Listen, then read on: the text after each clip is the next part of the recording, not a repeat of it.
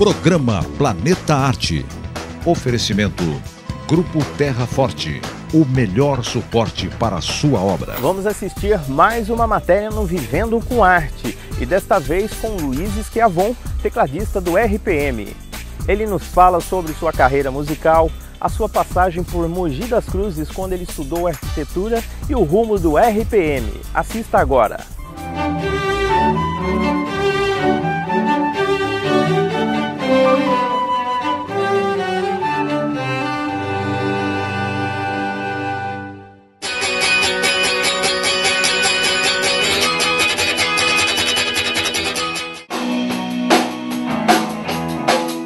Os teclados, maestro Luiz Schiavon.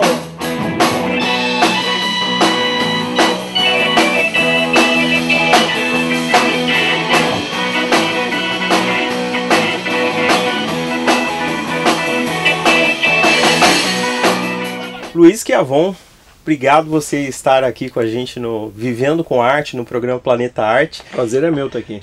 Luiz, você começou cedo na música, né, Luiz? Eu tive vendo lá 7 anos, você já estava fazendo aula, né? Na verdade eu comecei com 5, assim, junto com a alfabetização. De 4 para 5 anos de idade eu comecei a estudar piano, uma chantagem de mãe, né, aquelas coisas de bem... Eu queria, como qualquer moleque de 5 anos de idade, queria fazer judô na época, né? Que era brigar com os amigos, brincar. E de músico só você na família? Não, eu tenho alguns parentes que são músicos. Tem um lado da minha família que é a família Tiso. Então eu sou primo do Wagner Tiso, é músico também. Ah, tá. A família do meu pai tem muitos músicos na Bahia. Tem um bocado de músico na família.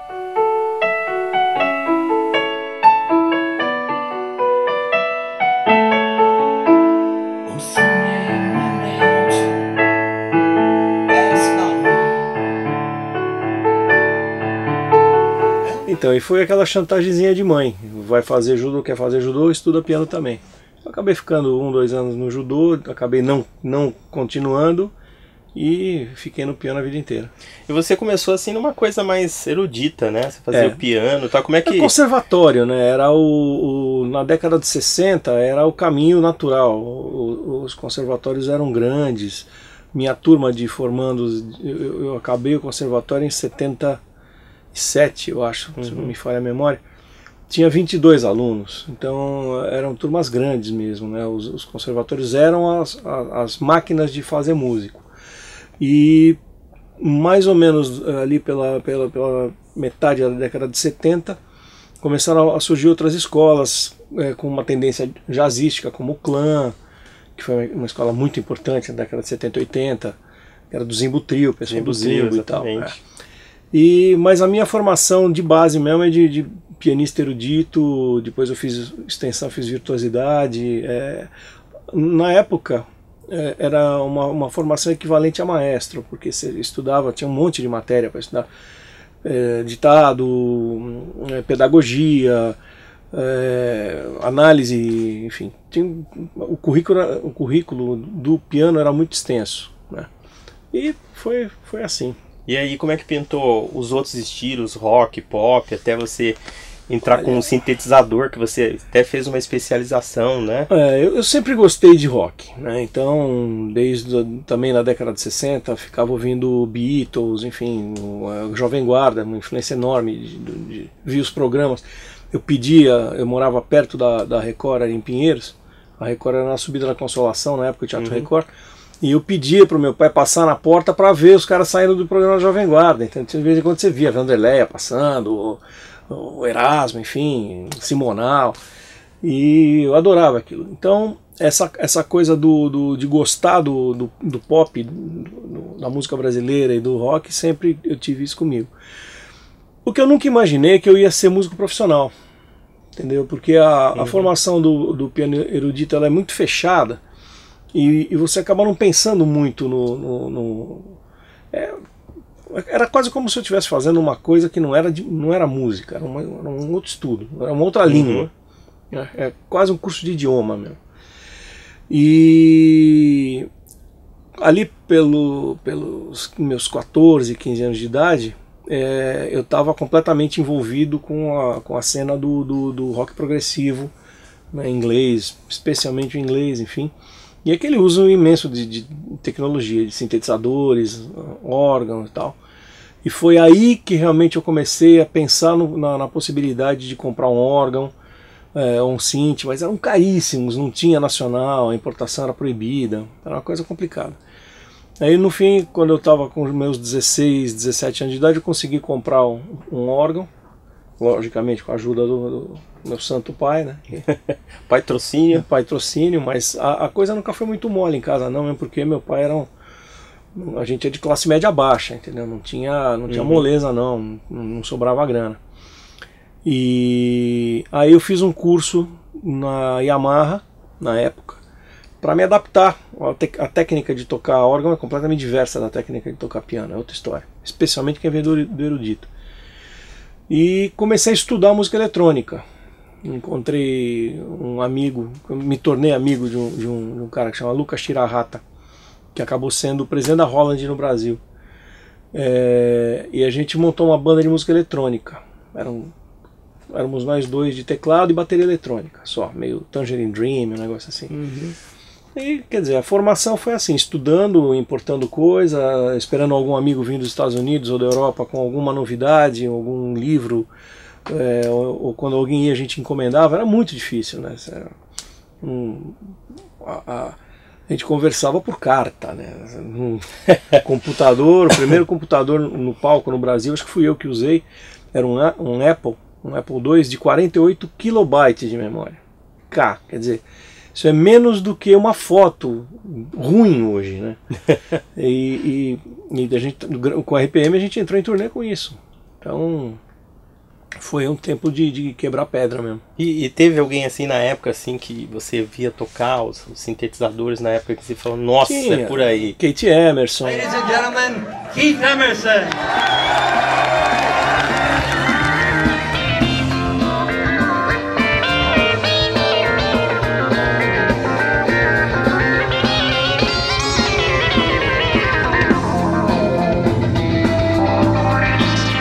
Tinha tanta gente, o Rick Wakeman, que era do Yes, enfim, os tecladistas do progressivo, e Jorge Moroder, que eu gostava muito do trabalho dele, já mais voltado para disco, né, para uma música de pista.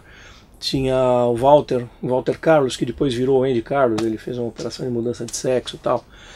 Exaltomita, porrada deles, que o que me interessava mais era a coisa de pesquisa de timbre, entendeu? Não era tanta performance de tocar pra cacete, tá, estuda e toca, não tem problema. Timbragem, de desenvolvimento de timbre, como chegar num determinado som, esse tipo de coisa que me fascinava.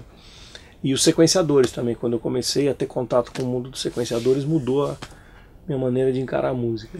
Legal, Luiz, e poxa, o Brasil passava assim por uma fase que veio assim da Jovem Guarda, parece que ficou ali no finalzinho dos anos 70, comecinho dos anos 80, um vazio. Então, poxa, você fez parte, você falando aqui agora de pesquisar, eu vejo assim vocês como assim pessoas que foram revolucionárias para a época, né? Houve aquela movimentação nos anos 80, o RPM explodiu assim de tal maneira, assim, servindo assim de referência, né, para outras bandas, para fazer um mega show, preparação né, ali do backline, aquela coisa toda, e começou de grupos, né, começou você e o Paulo projetando praticamente uma banda, né, vocês tinham todo um cuidado peculiar com a coisa, não era? Foi um trabalho pensado mesmo, assim. Na verdade, nos anos 70, eu acho que foi uma década muito rica na música brasileira. Tinha muita coisa boa, a MPB estava nos seus melhores pontos, o pessoal do Clube da Esquina, vamos dizer, os mineiros, tinha um trabalho extremamente sofisticado, Mutantes, tinha muita coisa legal. A cena Sim, sem dúvida, da música brasileira era muito interessante. E isso influenciou muito a gente também, além da influência da música gringa, vamos dizer, a gente tem uma influência muito forte da música brasileira da década de 70, especialmente o pessoal de Minas, até talvez um pouco pela influência do Wagner também, que ele era arranjador do Milton, enfim, toda aquela turma lá. E enfim, quando a gente pensou em que agora é a nossa vez de fazer uma banda, a gente delineou um projeto mesmo, sabe? A gente desenhou um projeto. Falou, o que precisa? Precisa de um nome que seja assim assado, precisa de roupa desse tipo, precisa cuidado com esse tipo de situação, o que falar em público, o que não falar, como se comportar, maquiagem usa ou não usa, repertório, enfim. Não era uma coisa simplesmente de vamos pro ensaio e toca aí. Sabe? Era tudo muito planejado mesmo, minuciosamente.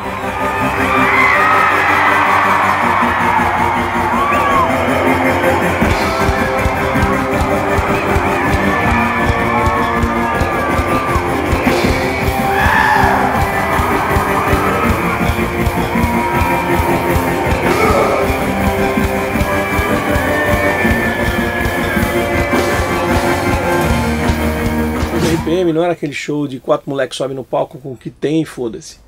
A gente tinha direção, tinha cenário, tinha equipamento,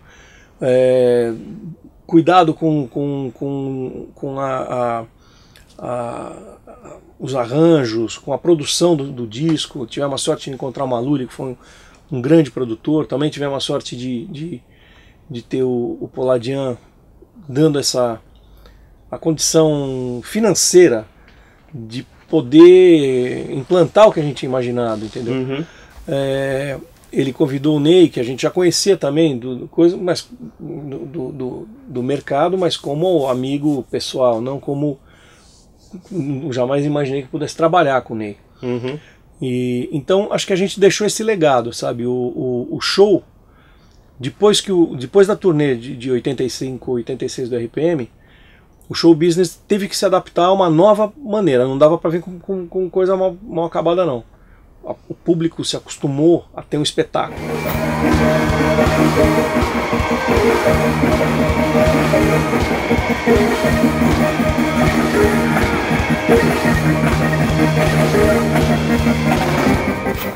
Você falou, né, poxa, não era só 4 moleques subir ali e fazer qualquer coisa. Hoje em dia qual a sua forma de pensar em relação a isso, em questão assim dessa molecada, vamos dizer assim, né? Em questão deles fazerem sucesso. Hoje eu acho que eles ficam mais preocupados em fazer sucesso do que se preparar. O que você acha em relação a isso? Eu acho que você tocou no ponto fundamental da história.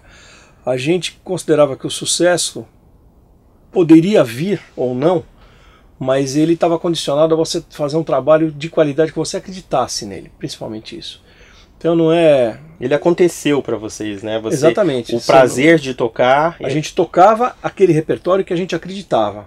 Se aquilo ia vender 1000 cópias, 10.000 cópias, 1 milhão de cópias, só Deus sabia, entendeu? É verdade que a CBS rejeitou a primeira proposta que vocês fizeram? Que na verdade foi o seguinte, a gente sempre teve uma dificuldade para... Eu componho com o Paulo desde que eu tenho 18, 19 anos. Ele tinha 15 quando a gente começou a trabalhar. E a gente sempre teve uma dificuldade para montar uma banda estável, entendeu? Que entrava e saía guitarrista, entrava e saía baixista. Difícil, né, a relação, né? Ainda mais nessa idade, você é muito, muito novo, qualquer proposta que aparece, nego sair e tal. Aí um dia a gente falou, vamos fazer uma coisa meio Eurythmics, sabe? Bateria eletrônica, teclado, você canta, a gente fez eu na época gravava muito num estúdio lá em Interlagos, e o pessoal liberou umas horas pra gente fazer uma demo. Aí fomos lá, fizemos, mas enfim, não era uma demo de uma banda, era uma dupla que, apesar na demo ter as mesmas canções, mas era evidentemente um trabalho eletrônico, né? E aí o Mainara, ele ouviu tal, e falou, olha, é legal, mas não está pronto. ainda lembro que ele falou assim, vocês têm que ir para a noite, vocês têm que ir para a rua, vocês têm que tocar, tá muito frio. Aí ele falou, e depois volta, quando vocês estiverem com o negócio mais pronto, mais polido. A famosa cancha de palco. Exatamente. Né? E foi exatamente o que a gente fez. Eu estava na época tocando com a May East, que era uma das vocalistas da Gangue 90. A Gangue 90, as Absurdettes, ela é uma das vocais. Ela tinha sede em carreira solo, eu estava tocando com ela. E conheci o Deluque nessa gig. Ele trabalhava com a May. Aí eu convidei ele para fazer um ensaio, assim, só de piano, guitarra e voz, e conhecer o repertório. Ele gostou pra caramba e ficou. Legal. Então ele é companheiro de primeira formação. Voltar a ser como foi na sua época, que surgiu tantas bandas como Capital Inicial, Paralamas, você acha que pode voltar esse ciclo também de, não digo, né, saiu em Brasília, de repente numa cidade do interior, na nossa cidade, Mogi das Cruzes, que...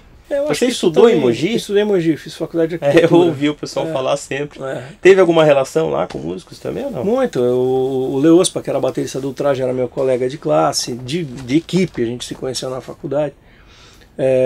Tinha um pessoal, um grupo Dalma, chamavam 3 violonistas espetaculares. Um deles, o Rui Saleme, era meu colega também. Tinha um bocado de músico. A arquitetura sempre é uma área que você acaba encontrando muita gente voltada para música e outras artes. Então, mas aí voltando, né? Então você acredita que possa haver um ciclo novo, assim? Eu acho que sim, porque... Aquela febre de novo? Eu não sei se ligado ao rock ou a outro gênero, isso é uma coisa que não dá pra gente prever. Mas o que eu tô enxergando hoje é um esvaziamento daquela grande mídia que te impõe tudo. Entendeu? Então, se você for comparar a audiência média da Rede Globo dos anos 80 com a de hoje, você vai ver que eles perderam 30% em audiência, de 25% a 30% em números absolutos. Onde é que está esse pessoal?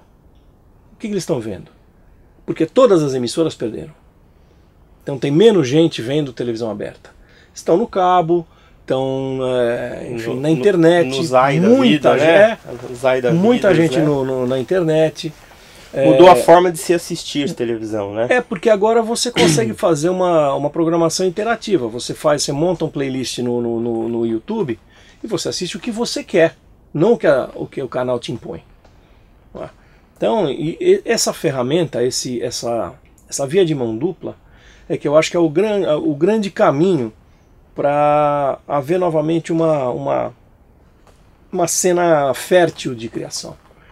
Porque você tem a possibilidade sempre de colocar alguma coisa nova, ou de descobrir alguma coisa nova, e não ficar necessariamente ouvindo aquela programação que a rádio te coloca, que faz o mesmo esquema que acontecia desde 1950, entendeu? O programador, o jabazinho, não sei o que, essa coisa. Você tem a opção de ouvir o que você quer. E as redes sociais te indicam o que ouvir também. Teus amigos te avisam, falam, olha, ouvi uma banda lá em Barretos, pô, os moleques fazem funk americano, parece Quincy Jones, não tem nada a ver com Festa do Peão. Aí você vai lá fuçar. Ouvi não sei o que, não sei onde. Você começa você recebe essas informações e começa a ir atrás para ver o que tem. Eu já vi muita coisa interessante na internet. E hoje, o que você está fazendo, Luiz? Bom, a gente está em férias no RPM, a gente fez uma turnê de 3 anos, Electra. Foi uma turnê muito legal, uma média aí de 120, 130 shows por ano. E o disco Electra foi indicado para o Grammy Latino como o melhor álbum de rock. Para nós foi um orgulho, enfim. E agora, no dia 16 de dezembro, a gente deu uma parada. Falou, umas fériasinhas merecidas. Cada um tá viajando, surfando, enfim, eu daqui a pouco vou viajar também, vou pra praia. E ao mesmo tempo eu tô começando a mexer com um repertório novo para um próximo disco que daqui a pouco acabam as férias, a gente precisa ter material, né? Então eu fico uns 2, 3 dias por semana no estúdio, compondo, arranjando, preparando coisa, e uns 2, 3 dias por semana na praia, arejando um pouco. Ali também aparecem umas inspirações ali, às vezes, né? Só de você relaxar um pouco, às vezes o simples fato de você mudar de ambiente te dá novas ideias, sabe? Às vezes você fica muito tempo dentro de olhando para uma direção só, e você não percebe que tem mais um monte de coisa em volta, né? Então, dar essas paradas assim é uma... Interessante. enfim, como diz o Chacrinha, né? Nada se cria, tudo se copia. Você precisa ver o que está acontecendo para se inspirar também, para pensar em novos rumos. Exatamente. Legal. E para a gente encerrar, Luiz, eu gostaria que você, a sua opinião, o que é viver com arte para você, Luiz? Olha, viver com arte, você tem... Eu acho que a primeira coisa de viver com arte, a primeira e mais importante, é acreditar na arte. Viver da arte é uma coisa, viver com a arte é outra. Então, quando você considera o teu trabalho artístico, seja no ramo que for, pode ser pintura, literatura, poesia, teatro, é indiferente. Mas você considera esse trabalho como